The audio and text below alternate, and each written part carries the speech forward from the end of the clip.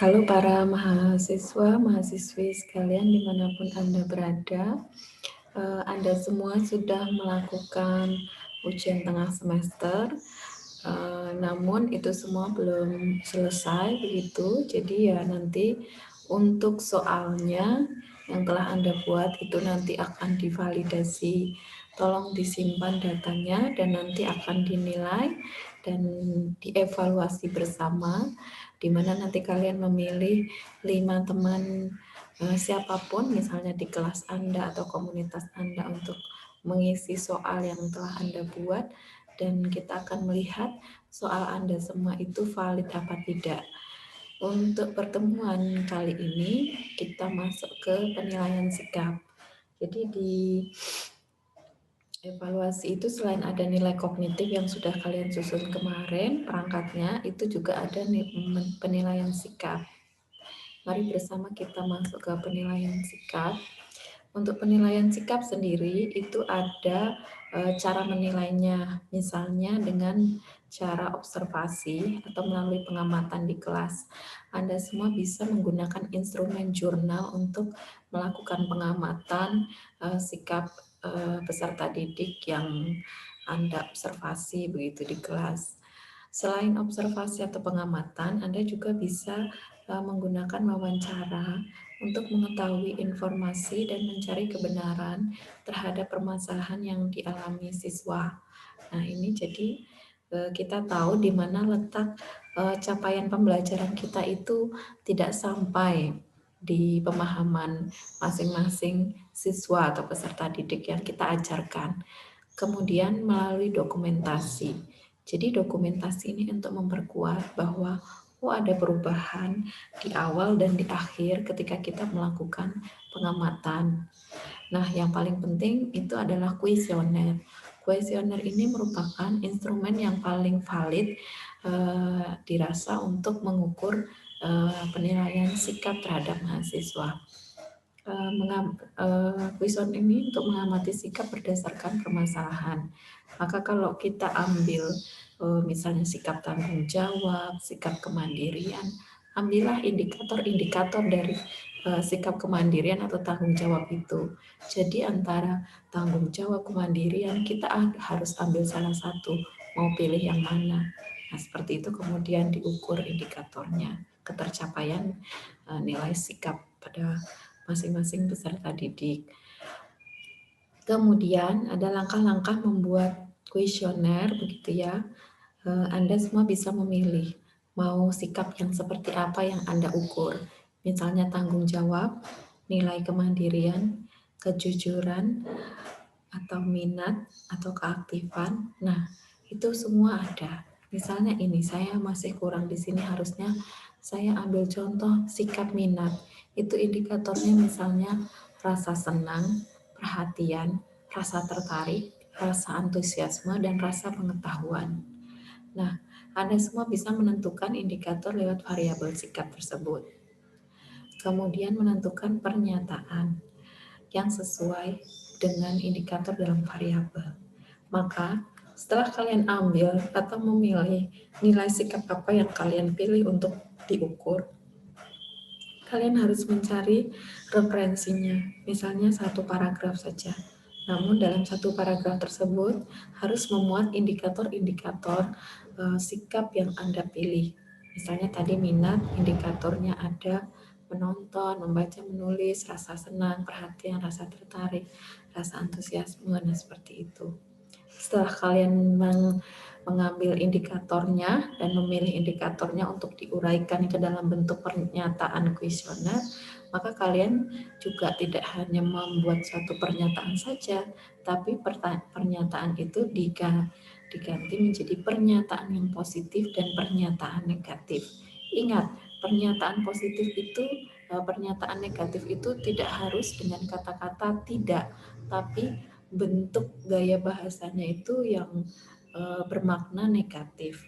Ya, itu yang perlu diingat teman-teman. Misalnya kalau pernyataan positif itu misalnya menonton pertunjukan seni tentang sejarah sangat membantu saya dalam mengetahui peristiwa sejarah. Nah, itu nanti ada rentangan sangat setuju, setuju, tidak setuju. Nah, silahkan nanti dibuat seperti itu. Dalam rentangan 1 sampai 5 dengan skala Likert, maka siswa akan memilih apakah dia setuju dengan pernyataan tersebut atau malah ragu-ragu atau bahkan tidak pernah. Nah, seperti itu. Kemudian sama dengan pernyataan negatif. Bagi saya lebih baik mendengar musik daripada menonton pertunjukan seni tentang sejarah. Jadi ini dibalik skala Likertnya dari sangat setuju itu berarti nilainya ke tidak setuju. Skalanya 5 sampai 1 begitu. Jadi nanti kita akan melihat seperti apa jelasnya. Itu ya teman-teman semua. Nah, tadi saya mengatakan bahwa variabel sikap itu banyak jenisnya, namun harus diuraikan lagi indikatornya. Dari mana kita mendapatkan indikator ini? Ya dari landasan teori yang kita cari. Kalian lihat di berbagai referensi, misalnya Google Cendekia, arti atau konsep dari minat atau keaktifan, kemandirian dan semuanya itu kemudian dicari indikatornya sebagai alat ukur untuk mengukur minat tersebut atau sikap belajar peserta didik seperti itu. Baik, saya lanjutkan.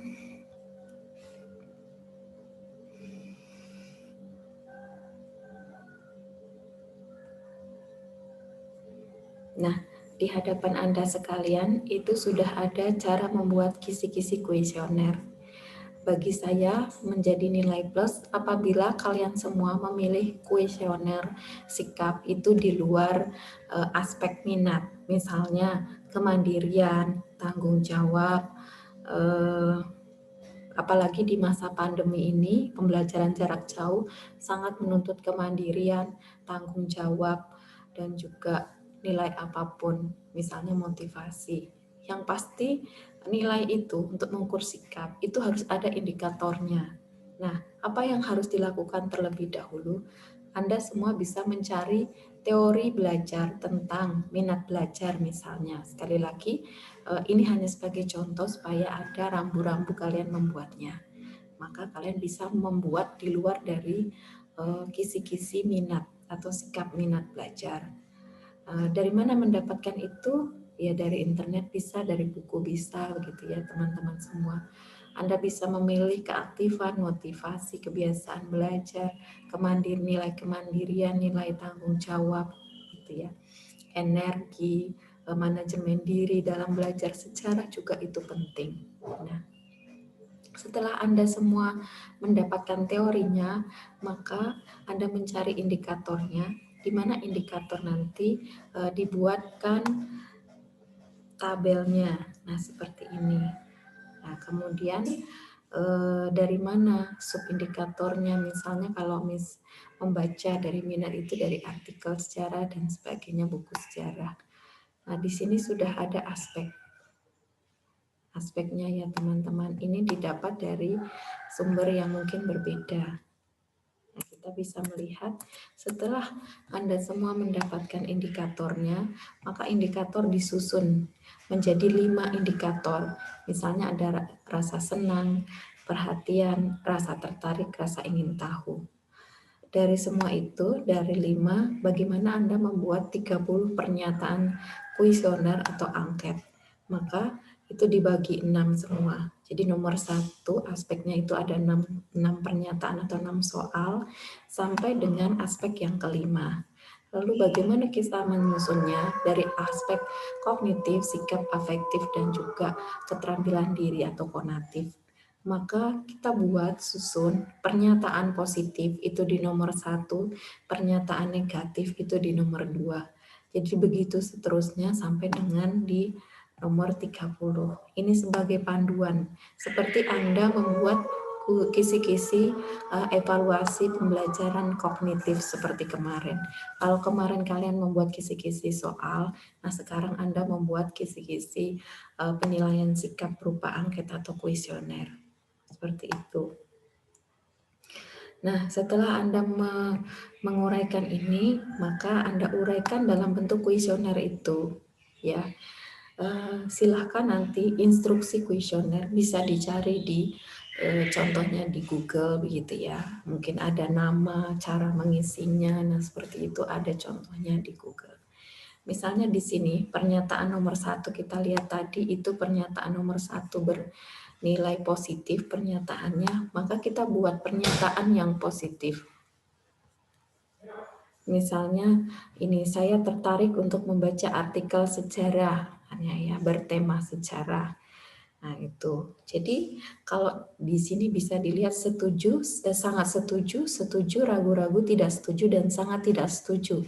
Jadi nilainya ke atas, dari kecil ke atas. 1, 2, 3, 4, 5. Maaf, dari atas ke bawah. Dari 5, 4, 3, 2, 1. Nah, maka ketika dia mencentang sangat setuju, berarti dia sudah mendapatkan poin 5. Sedangkan pernyataan negatif, ini misalnya menurut saya membaca artikel sejarah dari koran hanya membuang waktu saja. Nah, dia merasa setuju. Nah, berarti dia setuju dengan pernyataan negatif ini. Maka kalau pernyataan positif itu bernilai dari atas ke bawah misalnya 5, 4, 3, 2, 1, maka jika pernyataan negatif itu bernilai 1, 2, 3, 4, 5. Jadi dari nilai terkecil ke nilai besar. Nah, seperti itu. Otomatis ketika dia menjawab setuju, dia hanya mendapatkan angka 2, seperti itu. Untuk sekarang kita dipermudah dengan adanya skala Likert yang ada di Google Form. Teman-teman semua, kalau kita melihat, mungkin saya akan tunjukkan cara membuatnya juga di Google Form. Sebentar saya akan membukakan cara membuat skala Likert yang ada di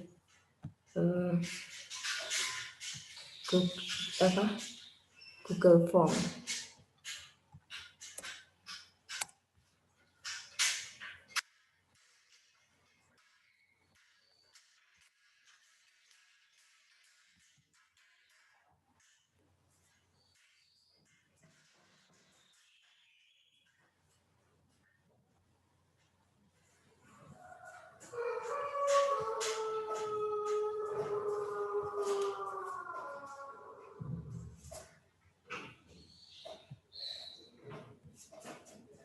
Di hadapan semua, Anda semua sudah ada Google, Gmail. Saya harap kalian punya akun Gmail-nya dan aktif. Nah, ketika Anda semua membuat skala Likert di Drive, Anda bisa memilih ini Drive, kemudian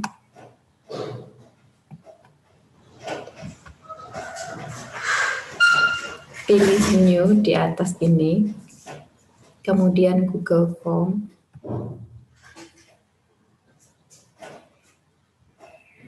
Nah, ini di hadapan kalian sudah terlihat Google Form-nya. Nah, jadi dengan begini kita sudah bisa membuat dan juga mendapatkan data dari respon Google Form tersebut. Tadi Anda menulis judulnya di sini, misalnya kuesioner.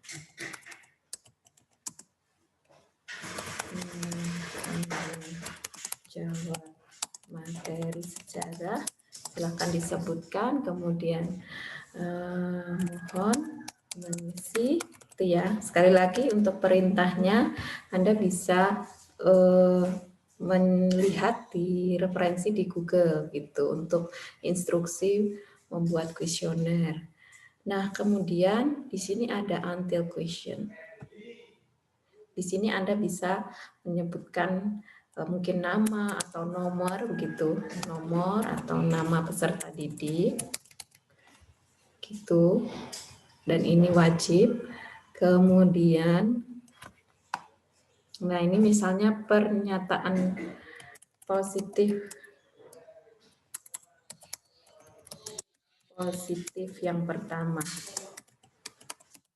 Kita ambil saja yang tadi itu yang ada di contohnya di Ini kita ambil pernyataan positif.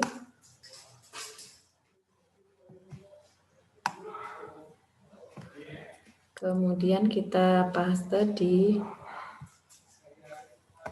Google Form ini. Nah, ini kan pastinya pernyataan positif. Maka kita ambil yang skala Likert, linear skala. Nah, tadi saya mengatakan kalau ini kita beri label, misalnya di nomor 1 tadi sangat tidak setuju. Nah, seperti itu. Ingat, pernyataan negatif bernilai 1 jika dia sangat tidak setuju. Nah, kita tulis saja jika nomor 1 ini, kalau pernyataan positifnya, dia sangat tidak setuju. Sedangkan yang bernilai 5, seperti yang kita susun di kisi-kisinya, ini bernilai sangat setuju. Sangat setuju. Nah, ini juga wajib diisi. Kemudian kita tambahkan untuk pernyataan yang negatif. Nah, kita copy paste saja yang ada di ini. Word-nya yang tadi, berarti kita untuk nomor 2 itu pernyataan negatif. Maka kemudian ingat, jika dia bernilai pernyataan negatif, untuk angka 1 itu sangat setuju, sedangkan 5 sangat tidak setuju.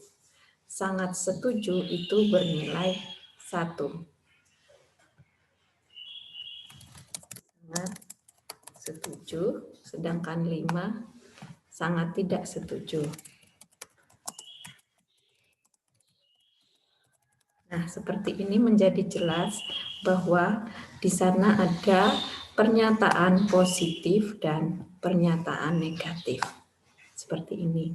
Nah, kita tidak bisa sembarangan menyusun, maka dari itu kita harus mencari teorinya, menyusun indikatornya, dan menyusun kisi-kisi soalnya, baru kita bisa memasangnya di Google Form. Nah, seperti itu tutorial singkat, maka ketika Anda sudah menyusun semua, misalnya sebanyak 30 pernyataan, Anda bisa melakukan send. Send. Kemudian di sini ada tautan link, kita klik. Nah, Anda bisa ambil shorten URL yang link yang pendek, maka di copy. Nah, kopiannya ini yang nanti Anda kirimkan ke saya.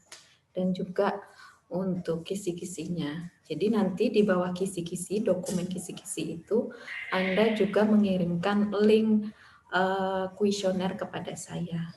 Begitu. Baik, demikian untuk penjelasan materi kita hari ini. Semoga nanti bisa dipelajari lagi, diulang-ulang lagi. Bila Anda belum memahaminya, silakan nanti membuat sesuai dengan ketentuan dan instruksi yang sudah ada di LMS. Jangan lupa juga untuk presensi. Demikian dari saya. Terima kasih. Semoga di lain kesempatan kita bisa berdiskusi dan bertemu dalam pembelajaran daring ini.